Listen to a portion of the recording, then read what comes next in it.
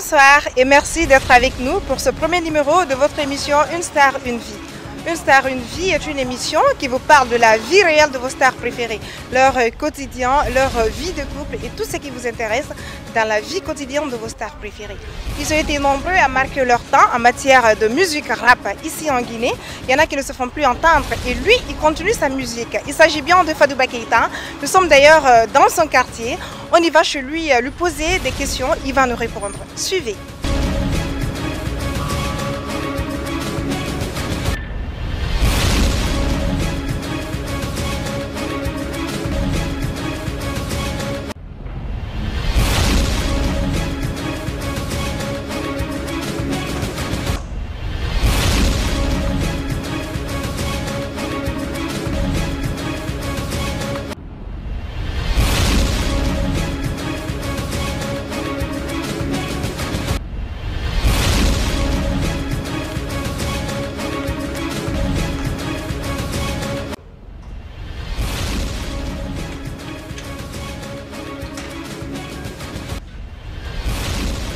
Bonjour Fadouba, ça va?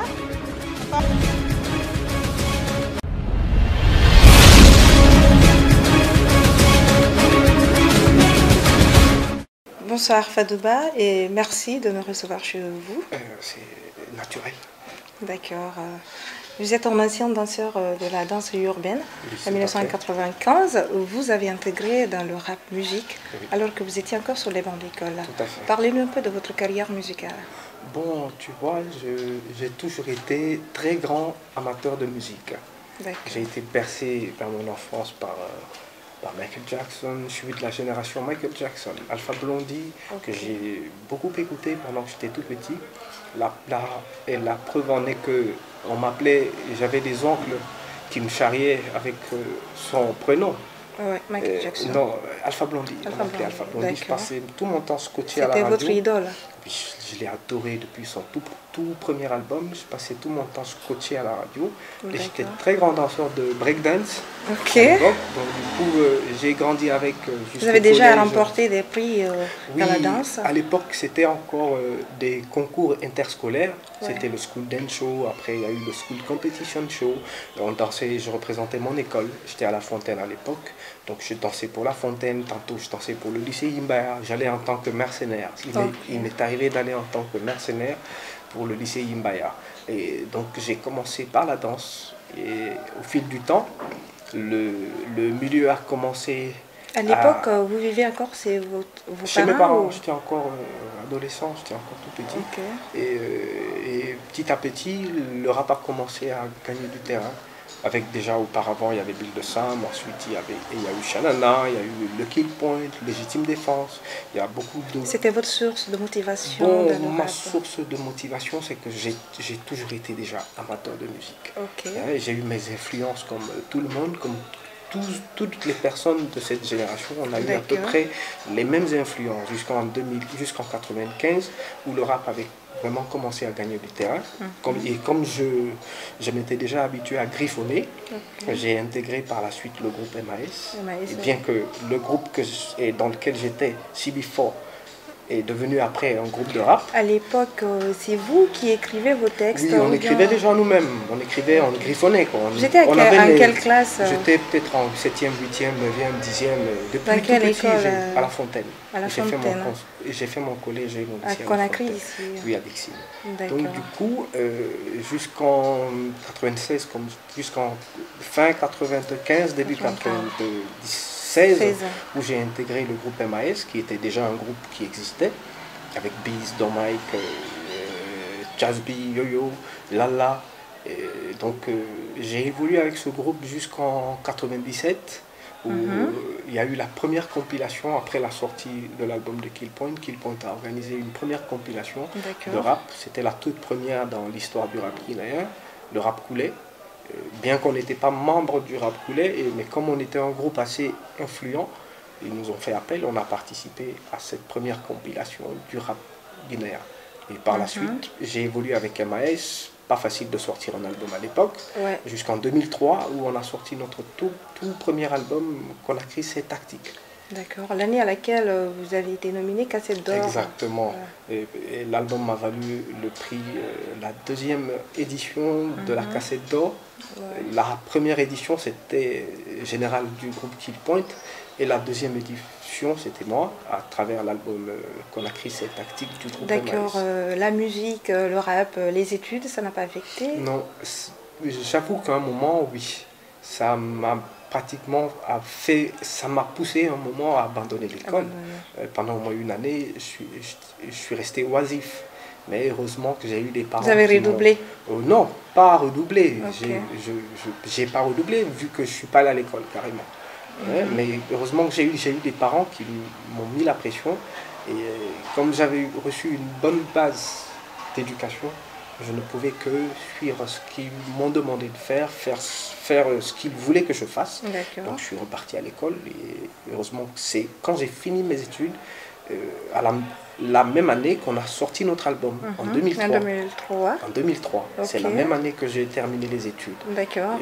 Après c'était plus facile, ils ont compris, vu que j'ai fait ce qu'ils voulaient que je fasse. Et je crois qu'à la fin, ils ont compris ce que je voulais. Après, vous avez fait le bac, vous avez continué vos études? J'ai continué jusqu'à Kofi Annan. Et après, je suis allé dans une autre école pour me perfectionner, l'Institut supérieur des études économiques et de gestion, où je suis sorti avec une licence. À Kofi Annan, j'ai fait l'école professionnelle. Et après, par la suite, j'ai poursuivi jusqu'à la licence, où j'ai obtenu la licence en gestion financière et comptable. Okay. Après l'université, vous êtes focalisé sur le rap 100%. Ou bien... Je me suis lancé 100% dans la musique parce que je suis arrivé à une conclusion où il faut danser pendant qu'on te tape les mains. Et comme je venais d'avoir la cassette du meilleur rappeur, la cassette d'or du meilleur rappeur, j'ai demandé à mes parents de bien vouloir me laisser m'aventurer dans ce monde très très vaste. Ils ont fait quoi pour vous soutenir? Ils m'ont soutenu financièrement.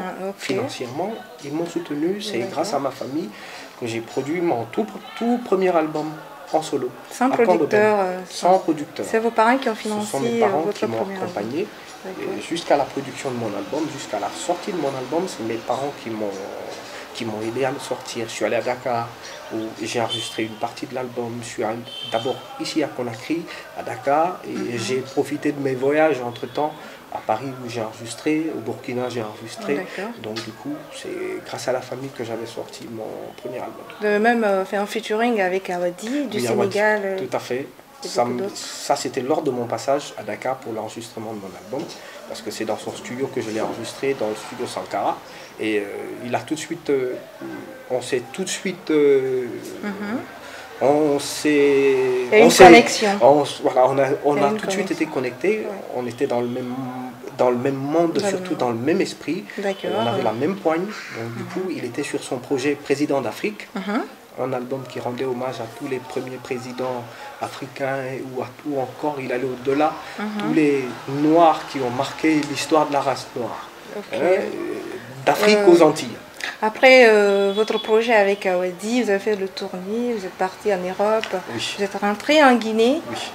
Qu'est-ce que vous avez fait après? Non, c'est à la sortie, c'est après ma première tournée avec Didier, tournée pendant laquelle on a fait un concert au Bataclan en 2007, et quand je suis revenu, j'ai commencé déjà parce que jusqu'à cette année, mon album n'était pas encore disponible.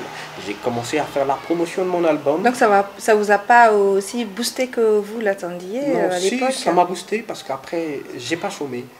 J'ai vraiment pas chômé grâce à Didier et grâce aux différents créneaux qu'il a eu à m'offrir.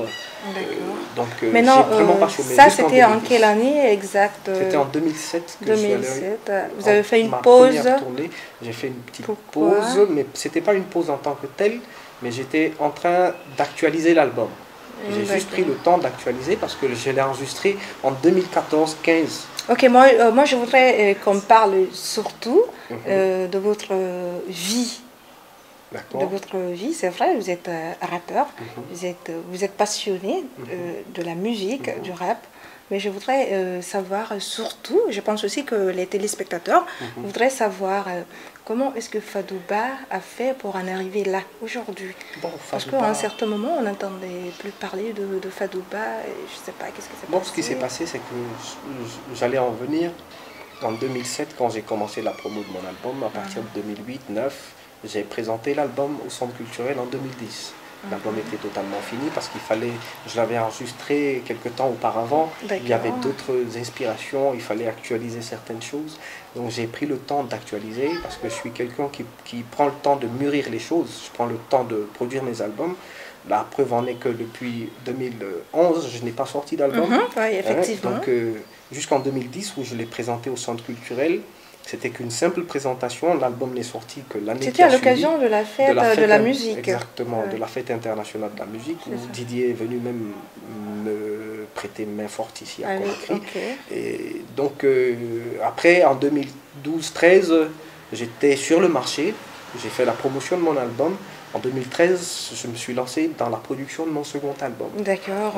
Second album qui m'a pris tout ce temps. Et il faut reconnaître qu'entre-temps, je me suis retrouvé dans d'autres secteurs d'activité qui ont fait que j'ai pris un peu de recul sur au moment où nous sommes, il faut être clair, au moment où nous sommes, ne pensez-vous pas que votre temps est passé dans le rap musique? Le temps ne passe pas parce que la musique est intemporelle.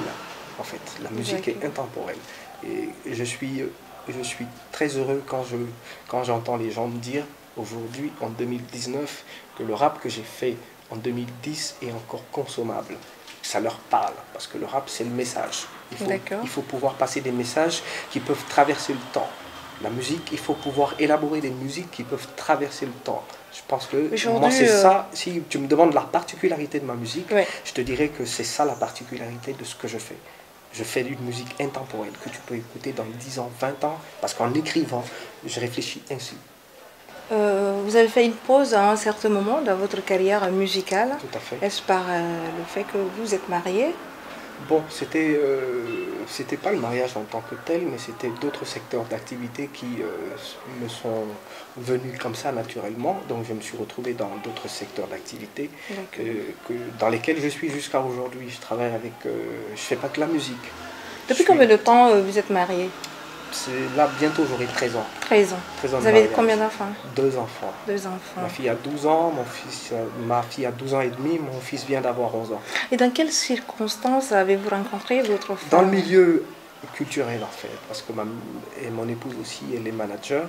Elle a été assistante de Malik pendant des années, elle a été assistante de Tijan World Music. D'accord.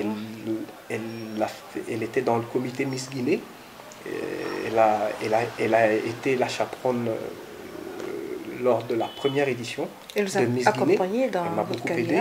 La preuve en est que la structure que j'ai mise en place pour la sortie de mon album, elle était la directrice de cette structure, Kankura. D'accord. Donc elle est dans le milieu. Est-ce qu'actuellement vous travaillez dans la même société que votre femme? Non, ma femme, elle a eu, il faut reconnaître que ces derniers temps, elle a eu quelques problèmes de santé. Donc plutôt qu'elle est très bonne mère au foyer. Moi, je suis dans d'autres secteurs d'activité.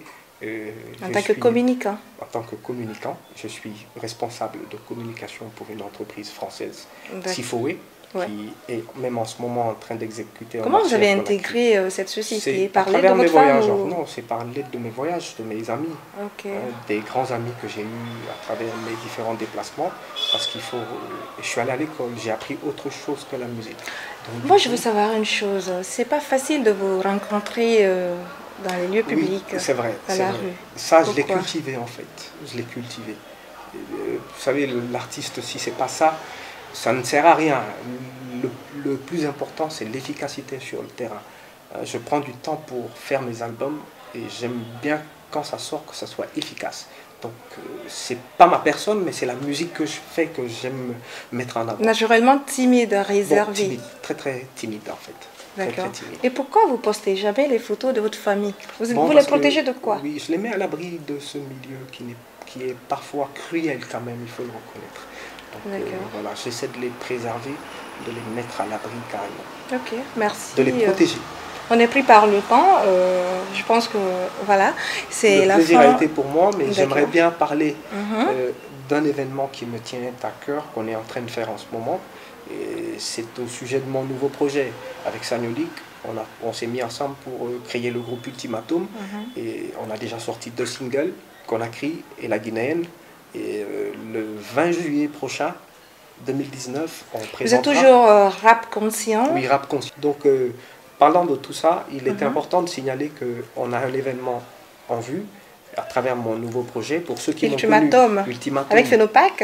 Avec Sagnolik. Sagnolik. Avec Sagnolik. Pour ceux qui m'ont connu en tant que Fadouba, Fadouba désormais fait partie d'un groupe qui a pour nom Ultimatum. On a déjà sorti 2 titres avec 2 clips Conakry guinéenne et on présentera l'un des 2 albums au Centre culturel le 20 juillet parce qu'on a fait un double album pour justement rebondir à une question qu'un technicien me posait entre temps pour savoir si un jour on me verrait dans cette tendance actuelle.